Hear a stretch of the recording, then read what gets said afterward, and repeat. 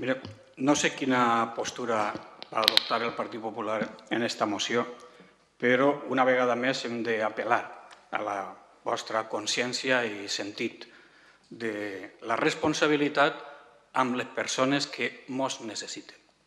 En l'any 72 jo vaig assistir al primer congrés que se deia Minusval 72 en Madrid, primer congrés que se feia en Espanya de Minusval, en companyia de Ricardo Peris, que a partir d'aquell moment se va capficar en el tema de posar en marxa el que era una actuació pionera en Espanya, que eren els centres ocupacionals per atendre les persones. En aquell moment se deien minusvàlids, avui discapacitats o persones en altres situacions. La nomenclatura és la mateixa, persones que ens necessiten. Des d'aquell moment fins ara, 40 anys de conquistes socials per a aquestes persones, anar obrint centres per a discapacitats, per a autistes, per a sords, per a cecs, per a persones que necessiten una atenció especial. I ara, de pronto, ens trobem en que estos centros estan en estos moments, alguns al borde del col·lapse econòmic, altres tenim que recurrir a fer pagar als pares perquè no poden pagar els salaris perquè la Generalitat no els paga. I això, evidentment, és un retrocés i un retrocés en un sector on no se deveria de produir. I simplement el que s'està demanant és a la Generalitat que complisca el seu compromís de pago, que pague, perquè les persones que treballen allí tenen també una família que mantenir i si no cobren el seu salari a final de mes no poden sobreviure. I si, a més, se retallen els servicis, com s'ha anunciat que en aquest any n'hi ha 15 milions menys així en el pressupost de la Comunitat Valenciana per a aquestes persones i per a aquests centres, estan tenint que recurrir a tindre que, a més de no cobrar, a fer-los pagar als pares mensualitats més elevades si volen portar allí el seu xiquet o a la seva xiqueta quan no té altra opció més que fer-ho així. I això és lamentable. És lamentable que els autistes, desgraciat, malgrat el problema que tenen i la família que li toca mantindre una situació d'estes, que damunt es diguen, no, mira, com n'hi ha menys diners, el seu xiquet ara tindrà menys atenció. I en lloc de 20 hores de teràpia, ne tindrà 10. I si vostè vol 20, se les paga. Que el centre de Prosub, conforme està dient abans el company, estiga tots els dies plorant i reivindicant que li paguen perquè si no té que tancar les portes perquè ja no pot pagar als treballadors.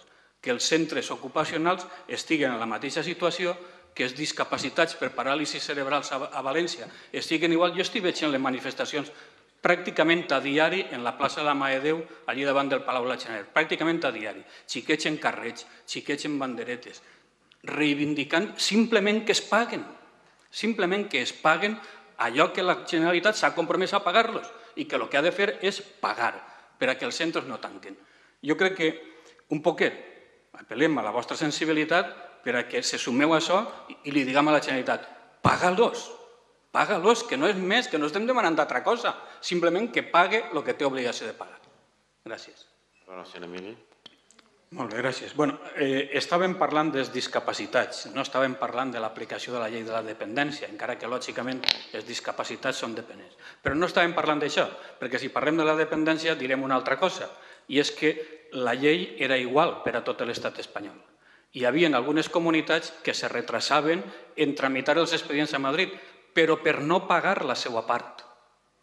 Perquè la part que pagava l'Estat era la mateixa, així, en Andalusia, en Madrid, en Galícia i en Catalunya. Exactament la mateixa, la meitat. I així els expedients no se tramitaven a Madrid perquè des del moment que se tramitaren al Ministeri i el Ministeri es donara com a bons, Madrid transferia el seu 50%.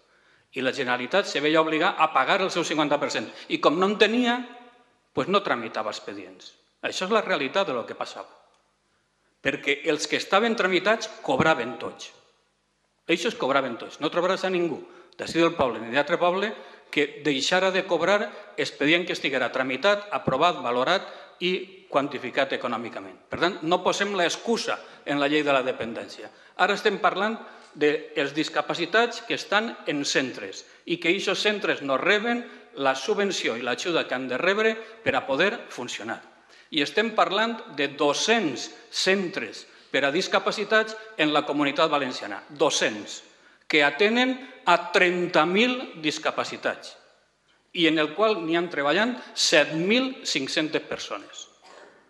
30.000 discapacitats en 200 centres i 7.500 professionals que treballen allí i que no estan cobrant perquè la Generalitat no paga el que deu de pagar, que no té res que veure amb el de la dependència. Això és una altra ajuda que va per una altra via. L'ajuda als centres és algo diferent. I si la Generalitat, és cert, no té liquidesa, doncs haver fet els números i els pressupostos i els gastos d'una altra manera. El que no podem deixar desatesos és a aquestes persones. I jo el que me sorprenc una vegada més és que no sigueu capaços de reconèixer una cosa que és certa, no estan pagant, i dir a la Generalitat, escolta, paga-los. Tan difícil vos resulta això? Perquè reconegueu que això se deu, que els centres no cobren. Tan difícil vos resulta dir-li, escolta, senyor president, escolta, senyor conseller, pague, que aquestes persones necessiten cobrar. Això vos resulta tan complicat admitir? Pues no sé. Gràcies.